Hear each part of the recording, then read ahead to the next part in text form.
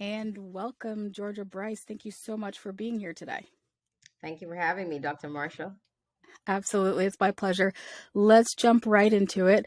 My first question is, what was your journey into your current position? And by that, I mean, how did you decide to become a mental health professional? And once you decided you were going to be a mental health professional, what was your journey to the population that you specialize in serving?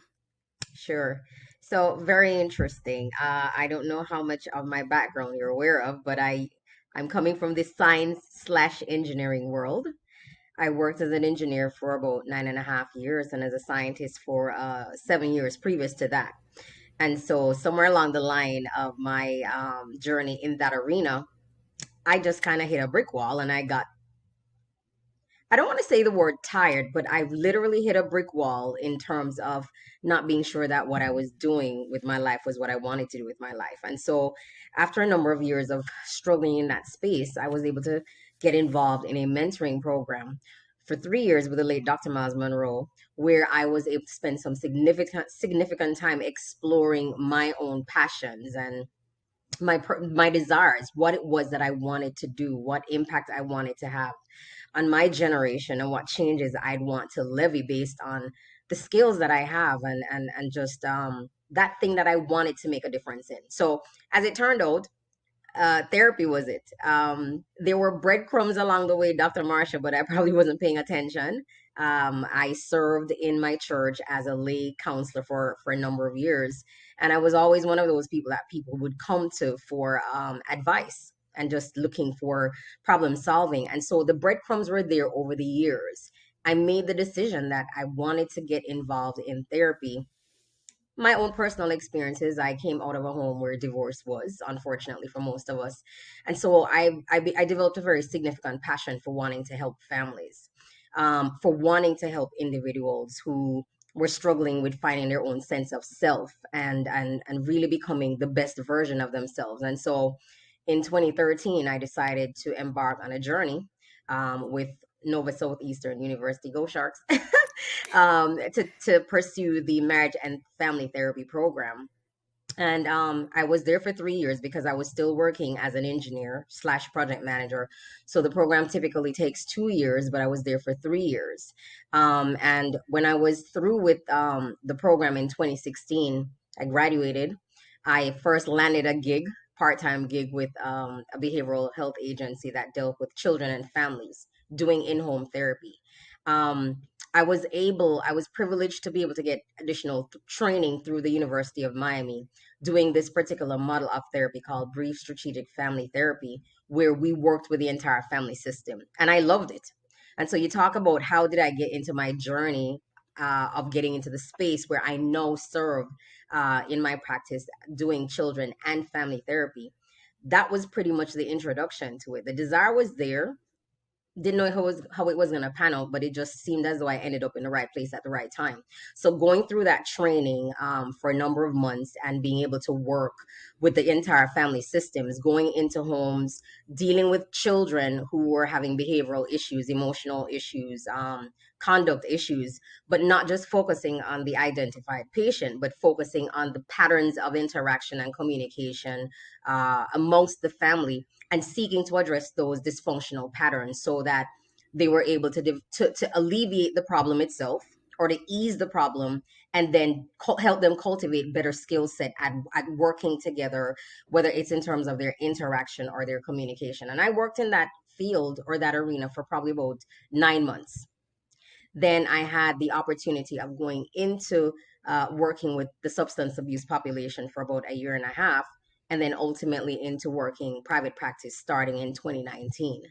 Um, my private practice does focus on children and family. It's dubbed building families according to patterns. So that element has always, that thread has always been there. I still serve the population of children between the ages 12 to 17 with a systemic approach. I don't go into the homes, but a part of what I do require my parents to do is that they have to be a part of the therapeutic process intermittently. So I still work in helping them work through those dysfunctional patterns of communication and interaction. And then I also work with individuals because it's the family system itself. So you will have the children, and then you'll probably have individual issues that are going on. And then couples therapy, which is not something that I thought I was going to end up doing. But since COVID, of course, we've had a lot more couples surfacing and seeking help in terms of counseling. And so I do that. And then I still decided I wanted to interface with the substance abuse population for those people who are looking to promote long term therapy, long term recovery from substance use. And so I do provide follow up care or wraparound support for those people who have left rehab and they're looking to promote long term recovery from substance abuse. So that's it in a nutshell. Wow, that's a really interesting journey. And you mentioned that you decided in, I think you said 2019, to do private practice. Yes. Was there a specific reason or a specific event that made you say, I think I can do, more effective work in my own practice? Okay. So I started private practice. I initially incorporated my business back in 2017. I had probably done 2 months of it, but I was working as an intern and there, even though I'm not sure what it's like now, but we were able to start private practice, but it had to be done under the governance of a licensed, um, individual. And so I figured, you know what, it was just a little bit complicated for me to do. So I decided to pause with private practice, go full time where I would be able to earn my hours towards licensure, and then pursue private practice again. It turned out that as soon as I made my hours, I was quote unquote alleviated of my job at the substance abuse facility where I worked because they were cutting back staff. So it was just the perfect timing. My private practice was already in place. Everything was set. It had already been cooperated. Insurance was already intact. Business accounts were already intact. So the transition was just one of those things. They Okay. relieved me of my job this week. Next week, I just kind of just flowed right into the system that I'd already put in place to facilitate private practice. Okay. Nice. And can you talk a little bit about the most stressful thing about your job? Ah, well, I have the wonderful opportunity of working with insurance companies. With working with insurance companies, Yeah. Dr. Marsha, if you do, you'll know from start to finish, whether it's having to ascertain clients' coverage, whether it's having to deal with eligibility issues, authorization issues, claims issues, having to follow up with claims. And then, of course, most of us in our field know the notes writing.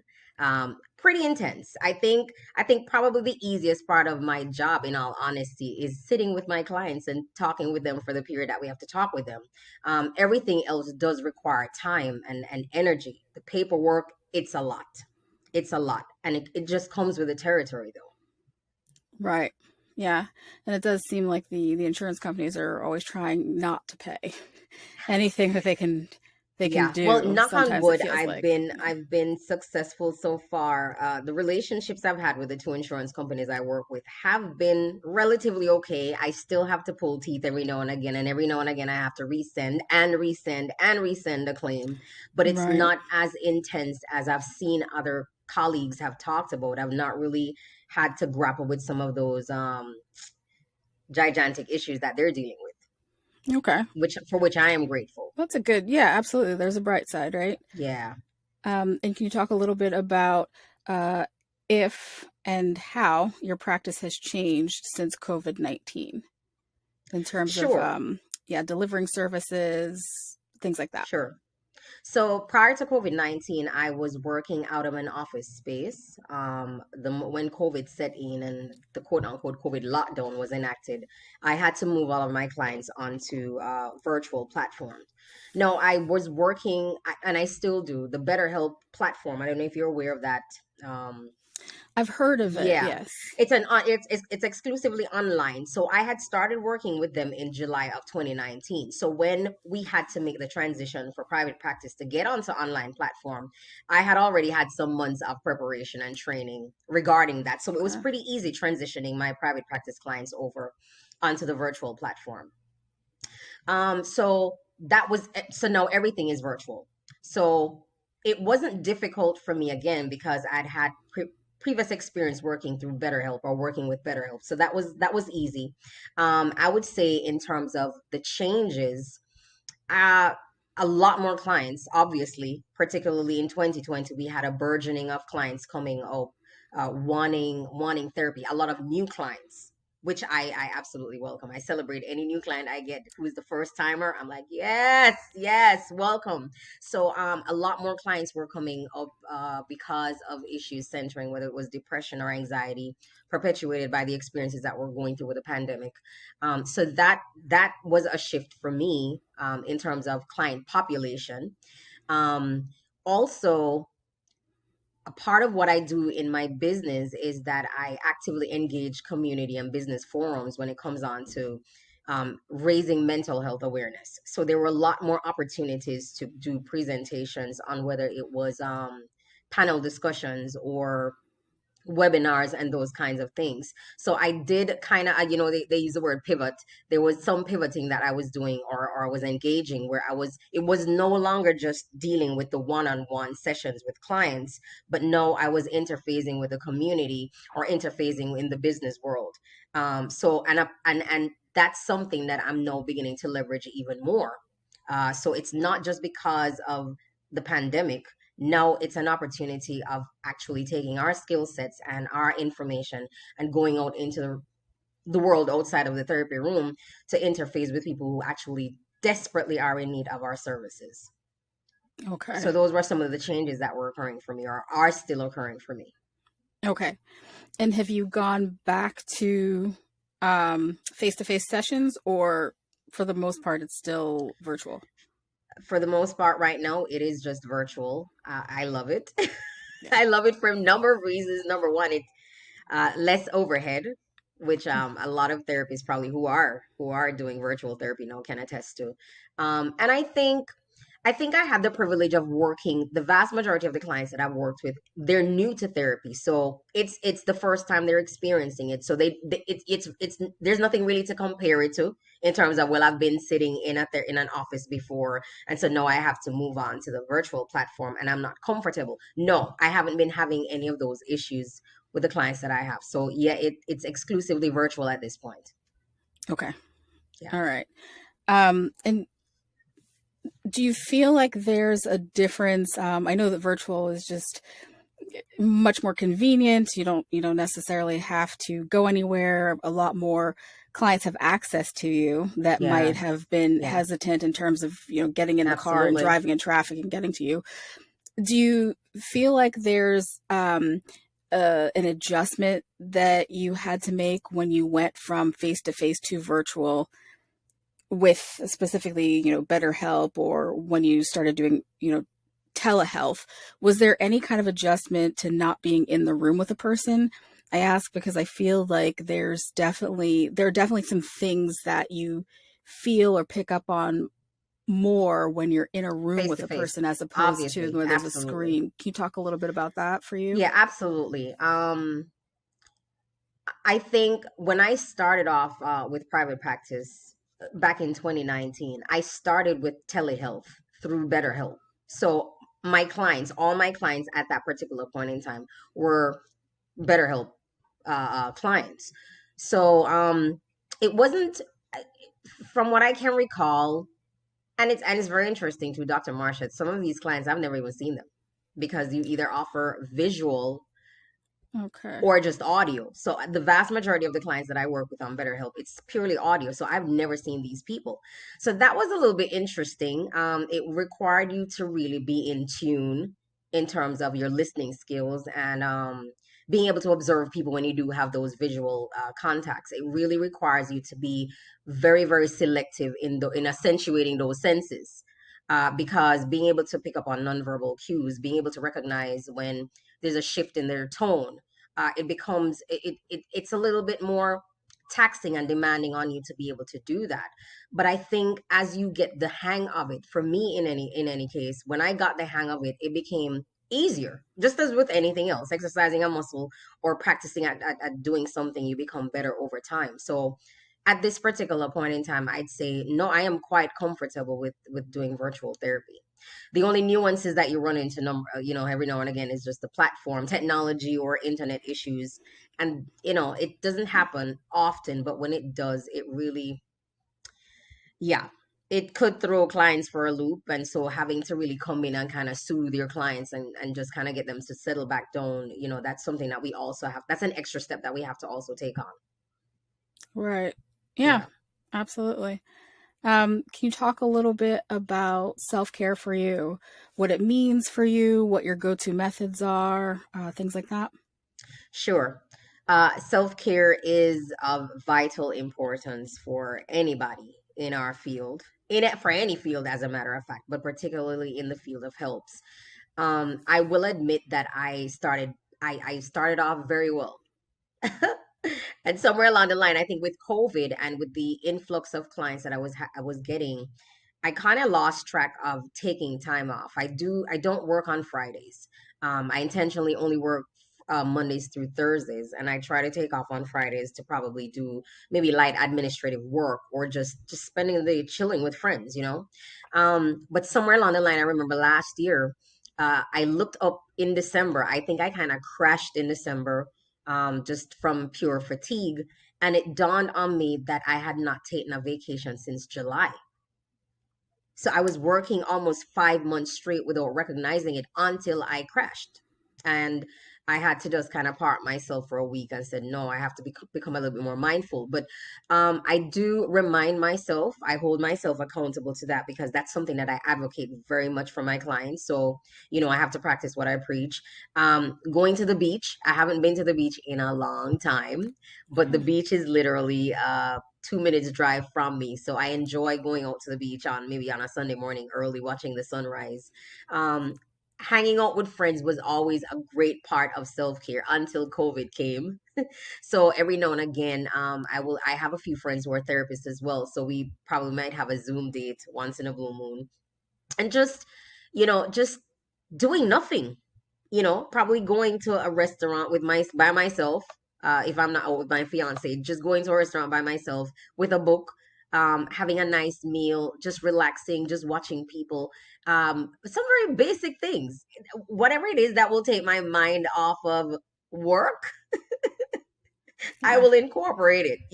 But it's just a matter of consistently reminding myself that I have to do it because I'll honestly admit to you, Dr. Marsha, I've not, especially working from morning till evening, I have to intentionally remind myself, Georgia, you need to get off the computer because I will sit at this computer from 8 a.m. until God knows how long, past 9 o'clock at night. And I have to say every now and again intentionally, you got to get off your laptop by this time because, and I'll feel the desire to keep working, but I know it's not healthy. Yeah, Right. Well, the problem is also there's always more to do. It's never exactly. like you can work enough to get ahead of the game and you don't have any work again for a while. There's No, always more to do. constant. So you can definitely fill your time at the computer, like taking care of everything. So it's hard. Absolutely. I know Yeah. you're the interviewer, but I also was curious to know from you, do you find that that's also one of the challenges that you have? With just kind of trying to do more and trying to do more. Unplug, yeah. Absolutely. Yeah, that's one of the challenges for me. And I've had to just, schedule my Yeah, time to say, okay, you're done after this. yeah. Because the other thing that I would run into is I would say, all right, I'm going to stop at, let's say, 6 o'clock, right? Uh-huh. But then I would have on my list some things to do. I would Hmm. finish those things at like 5:40 and say, "Oh, I can get one more thing done." Yep. And that one more thing turns into like 2 hours later Another me 2 hours, going, "Oh yeah. my goodness, what happened to the time I've Yeah. done? Hmm. I haven't Hmm. done what I'm supposed to do." So Hmm. yeah, that's definitely a challenge. And my Yeah. my husband's actually really good at reminding me that like you need to stop for the day because Yeah. we're going to do something or go somewhere or whatever. Hmm. So yeah, absolutely, it's a Yeah. challenge. I agree. I know I have to do a better job at every now and again I'll hear my voice saying to my clients, self-care, self-care, self-care. And I'm like, okay, Georgia, you need to take your own advice. Yeah. Yeah, I feel like, especially as mental health professionals, we're not always great at practicing what we preach. Nope. It's like, Uh, so many times when I see myself doing something, and I know that if a client or a friend had come to me and said the same thing, I would Hmm. tell them, "What are you doing? You need to take care of yourself." But with me, I'm like, Absolutely. "Oh, I can take care of it. I It's can, fine. It's like, yeah. I'll handle it. It's not a big deal." So yeah, not very good at it. Um, so you talked a little bit about your self care, your methods, and I know that at some point you said that you felt like you hit a wall and realized that you had to make the time for yourself. Yes. Were there any other times that you realized that you were putting your own, that you were putting your patients like before your own mental and or physical health, and what that was like? Yeah, absolutely. I think one of the challenges, and again, just like your husband, my fiance is on top of me with that stuff. I find myself wanting to help everybody. So I could Okay. have multiple calls in a day, two, three, four phone calls from new clients, and I'm rather than saying to myself, okay, Georgia, you cannot cram more people into the days. You have to create space or time. I find myself asking for the insurance information, and I find myself asking for emails so I could start the process. And so that's one of the things that I realize that I also have to be mindful of, that it's not worthwhile packing every hour with clients, because then realistically, how much time do you get to rest or to take do notes or those things that are needed in between? And so that's something that I know I really really have to work on. In fact, I'll be honest with you, I had to speak to one of the insurance companies yesterday and to tell them I'm probably going to be getting off that panel, because I know I'm not holding myself accountable in that regard, taking Yeah. on probably a little bit more than I need to or should be taking on. Yeah. And that's important to know that and to be Yeah. aware of that and just say, you know what, I think that I'm gonna have to Mhm. just not be a part of this. I think Yeah. that's, yeah, important for time. And that's something that, just like you said, you find yourself always wanting to help one more person, Yes. do one more thing. Yeah, I, have the same thing, but it's kind of like, are we going to take care of ourselves so that we Yeah. can keep going? Or are we just going to Yeah. keep, going and going and going until we Mhm. crash and burn, basically?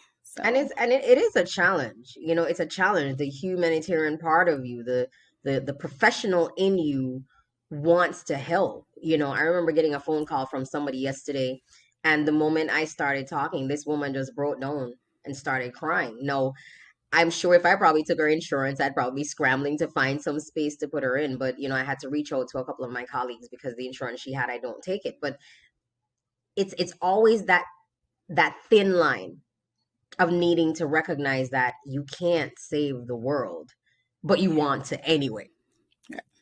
Yeah, of course. I mean, that's why we got into this, right? Yeah, We got into this to help people and to hopefully overall make the world a better place. So yeah. when, we have that drive and when we're not able to do that, I think there's a certain amount, maybe I'm not sure what it's like for you, but there's a certain amount of guilt Hmm. sometimes of not, you know, being able to do that. If we can't help Hmm. every person, it's like, Absolutely, yeah.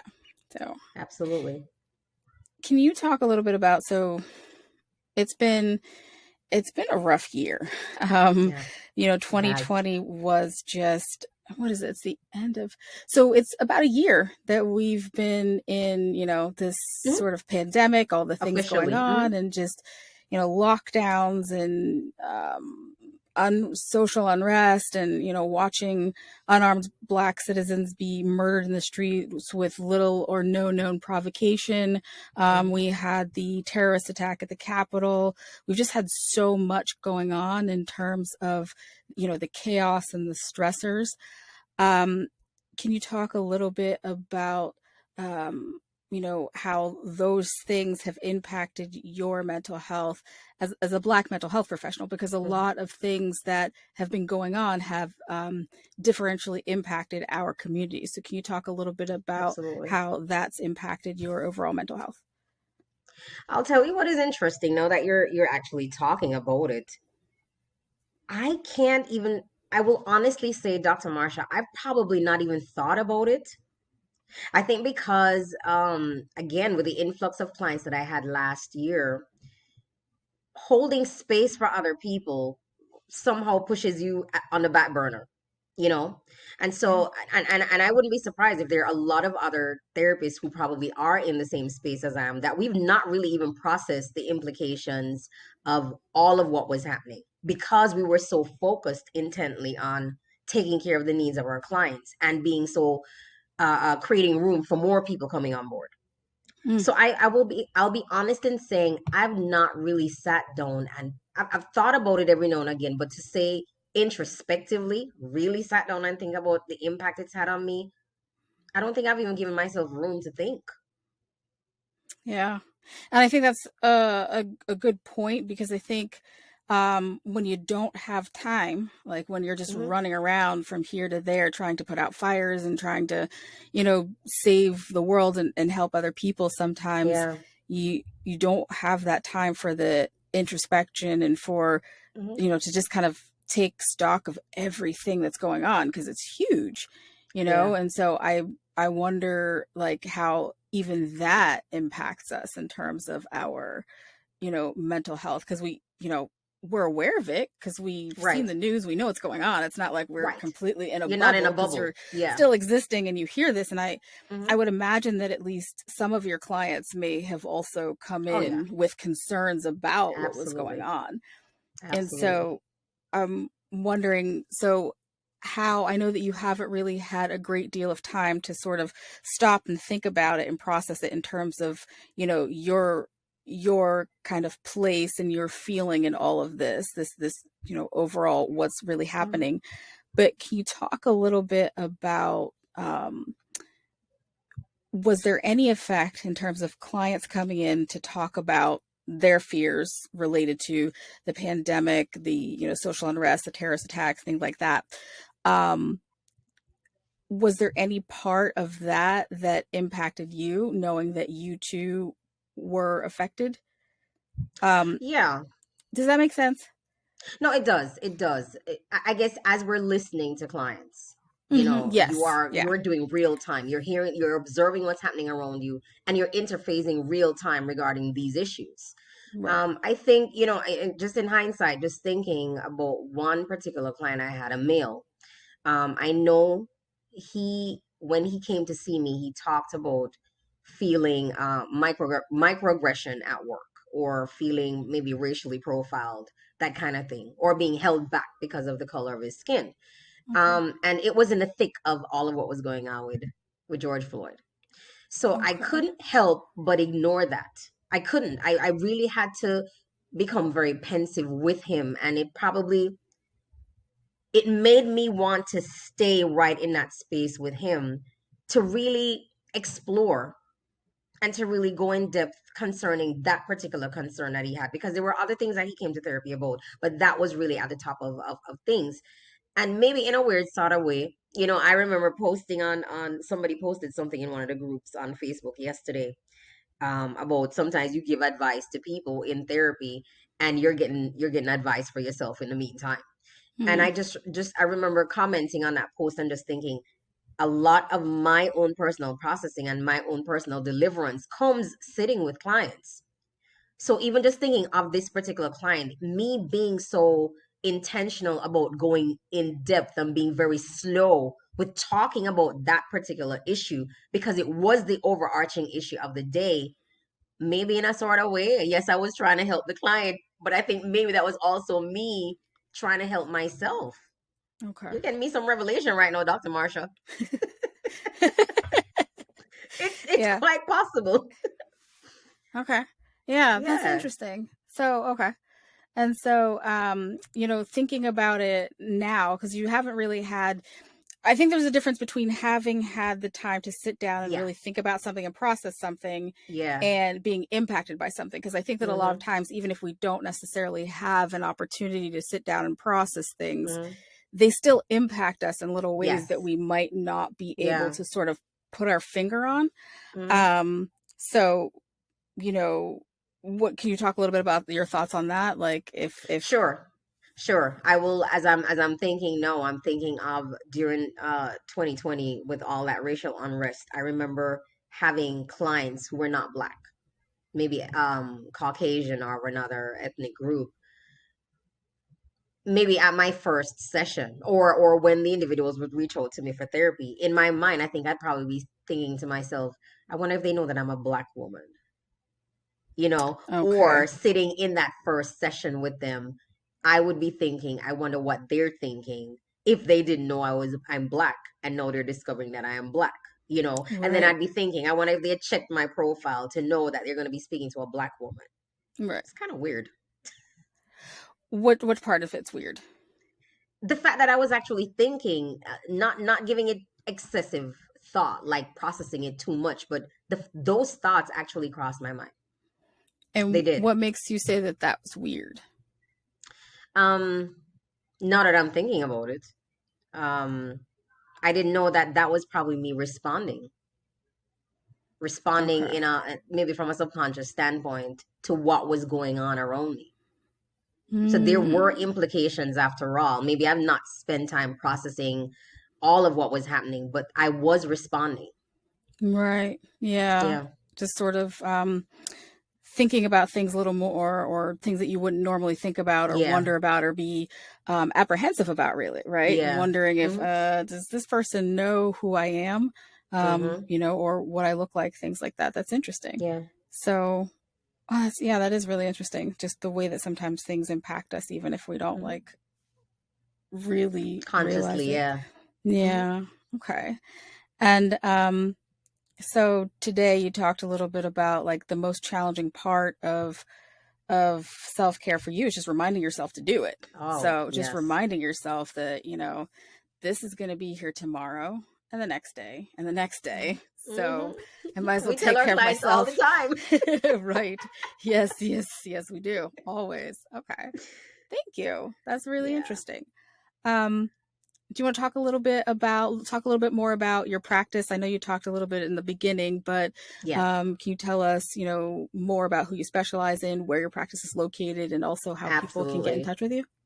Absolutely. So, I am based in, of course, everybody's pretty much working from home. So I, the office space is based in Hollywood, Florida. Um, Building families according to pattern. And as the name suggests, I am about building families. I think the engineering bent in me doesn't go away. Construction, building, those kinds of things. Systems. Systems. Oh my gosh, I love. I know a lot of therapists don't necessarily work with the whole family system itself. It's tough, Dr. Marsha, but somehow I think because that's just who I am, I gravitate. I think systems all the time. And so I really enjoy working with whole family units. I enjoy working with children, teens, but it's always a pleasure bringing parents together with their children and just seeing the transformation that occurs in terms of their thought process, because oftentimes we always think it's the person with the issue that is the issue, but Right. then when you begin to expand the conversation, even within couples therapy, people's eyes just open up and they start realizing, well, you know what, maybe A is not just only affecting B is also affecting A, which is leading to causing A to affect B. That circular causality thing is at work. Right. So I really enjoy that process. And I think that's why I give myself to children and family. Um, and I enjoy couples therapy. It's tough. I'm not gonna sit here and tell you couples work is not. It's not easy. There are days I'm like, did I just come out of a boxing ring? Yeah. Yeah. Because it is hard work. But when there is a shift in that thought paradigm by my couples and they begin realizing, okay, it really is how I've been showing up. A lot, even in terms of my own inherent or internal struggles, whether it's negative core beliefs or cognitive distortions, that has nothing to do with the other person. It's about me, and these Yeah. things are subconsciously at work sabotaging the relationship. It's always almost like a miracle or a eureka moment that occurs when my couples recognize that. So working with Right. children and family, working with couples, definitely love individual working with individual therapy. I do work with people, but I also provide Christian counseling for those individuals for whom the tenets of their faith, it's important to them. as part of the Okay. therapeutic process. And then again, doing that wraparound care or support for clients who are looking to promote long-term recovery. I do like working with people in recovery. I Okay. remember being in Nova, and everybody swore they'd never touch rehab. They would never work in a substance abuse facility. And I said it too, but once I got the opportunity to start working in that arena, I loved it because again, I think it's also, getting people who are at a state or space in their lives where they don't have a sense of direction. They don't know whether they're coming or going, and then seeing them make that connection and just beginning to recognize their own sense of self agency begin to emerge. Them beginning to empower themselves, them beginning to pursue the same dreams that the rest of us have, the same desires. It's no different, but seeing them being able to transition from a place of not knowing to now knowing and then doing something about it. I enjoy that process a lot. You could tell I like therapy, right? Yes. That's I do. great. I That's do. great. I do. I do enjoy observing the transformation. But Right. as I mentioned to you earlier on, that pivot that I actually engaged in, where I was beginning more to get involved in the community, whether it was being a part of forums or being a part of panel discussions or even serving as a keynote speaker. I enjoy that because I also am a certified professional life coach. I specialize in personal and professional development as well as leadership development. And so now I'm looking to marry both worlds.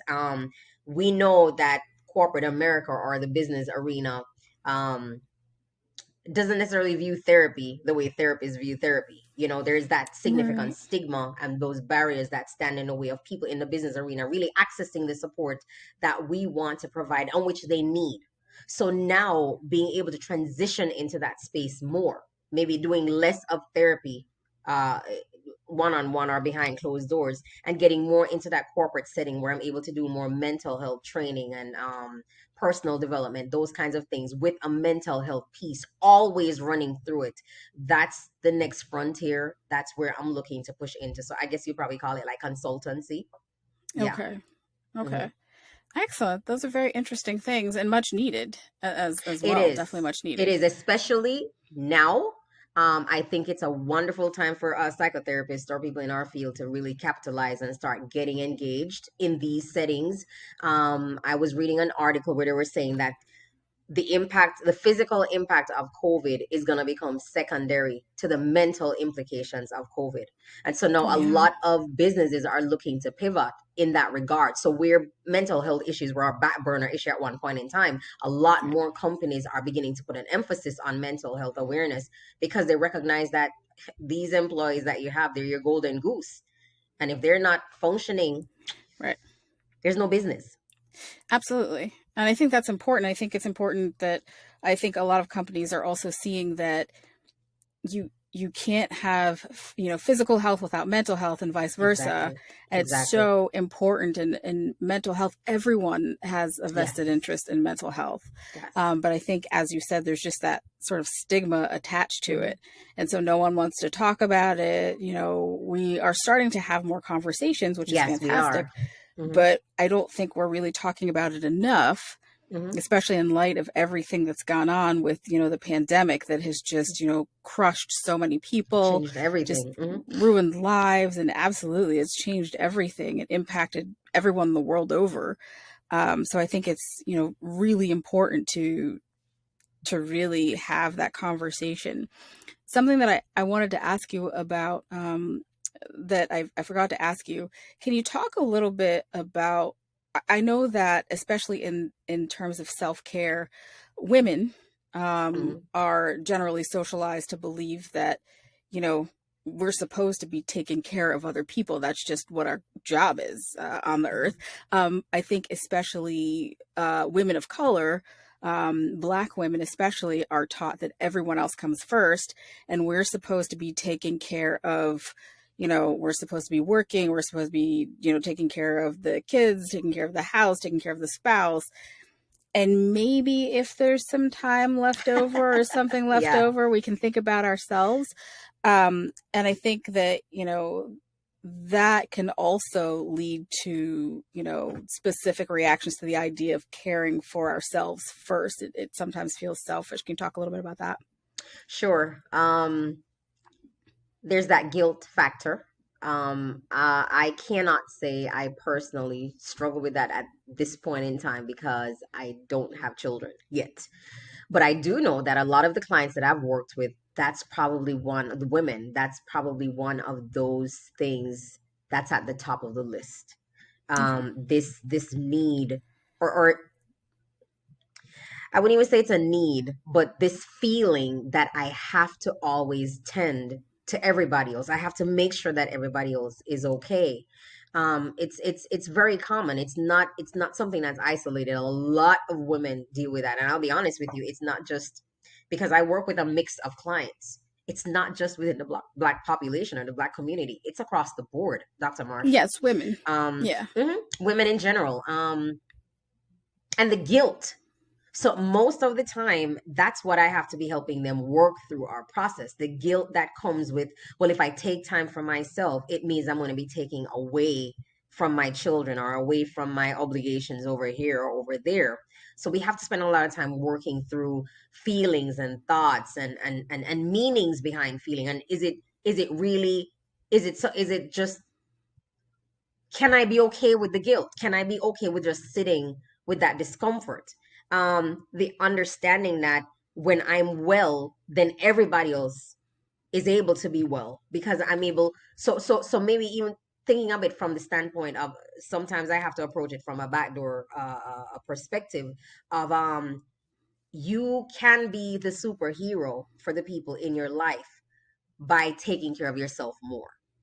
So because of that altruistic nature that women have and the desire to always help, when I encourage them to think about it from the standpoint that you will be able to help more when you help yourself, that is where I find women are able to breathe and relax because they're still thinking about other people.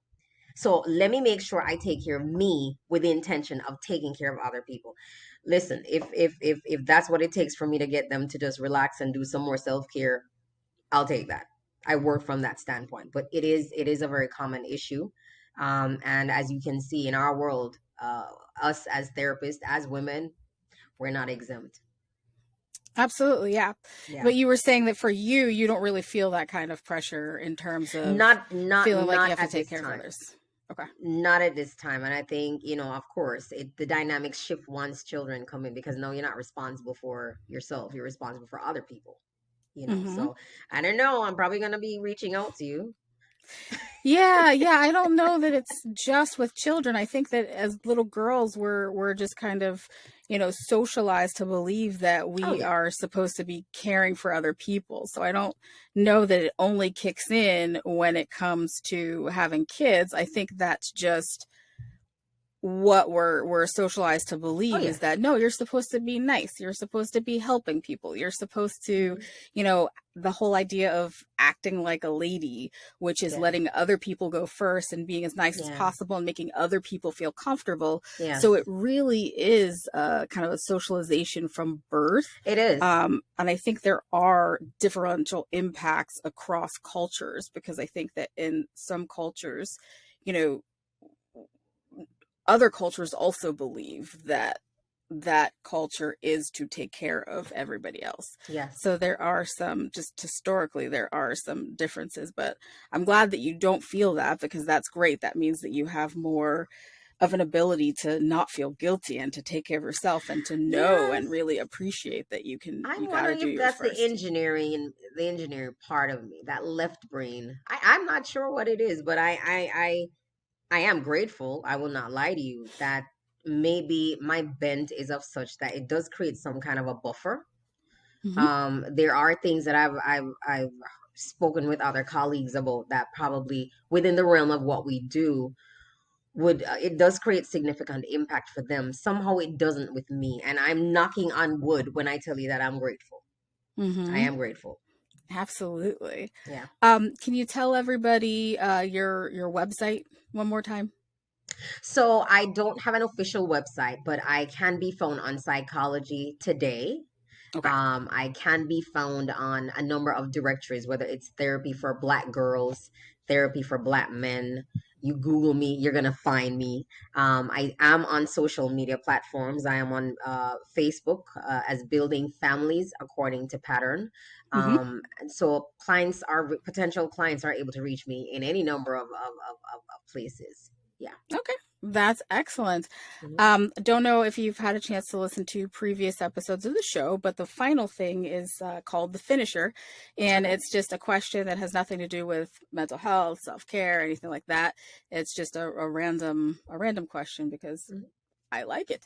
So for Okay. you, let's see, what are the top three travel destinations on your bucket list? Let's see. I'm thinking Hawaii, and I think one of my clients kind of spurred me on for thinking of that because she just randomly decided I'm going to Hawaii and booked a ticket on Thursday night, and Friday she was out. I'm like, okay, that's a baller. I could do that. Excellent. So I'm thinking Hawaii. I've always I've always wanted to go to Europe. I've been to Germany, but I've always wanted to go to London and Paris. And you know what? I had tickets bought to go, and then COVID showed up. So yes, Yeah. I was supposed to go to Italy and Paris, and then COVID came, but the tickets are still viable. So I still have up until December 2023 to do something about that. And that's one thing, that's one trip I definitely want to make. Um, and you know what? I've always had a fascination with Dubai. Tried going there once, somehow it just did not pan out. But yeah, so I'd say definitely European travel, Dubai and Hawaii. Yeah. Okay. Excellent. Those are awesome destinations. Yeah. And one more question. Sure. What was the best book you read in the past year? In this past year, um, Attached. Attached. Okay. And who's that Attached. by? I What's don't it know if you've about? ever heard of it by Amir Levine. That book talks about our different attachment styles and how Oh, we were okay. socialized influences the way we show up in adult relationships.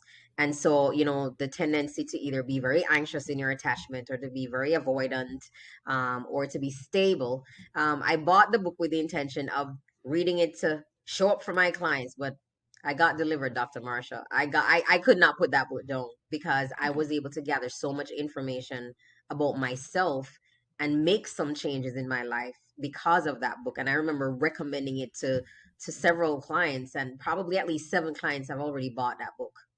So yeah, Oh, Attached. that's Hmm. interesting. So Very, is very good is book. it's based on like Bowlby's attachment theory, or is it like new attachment theory, or what's the? It's to a certain extent, it does incorporate Bowlby's.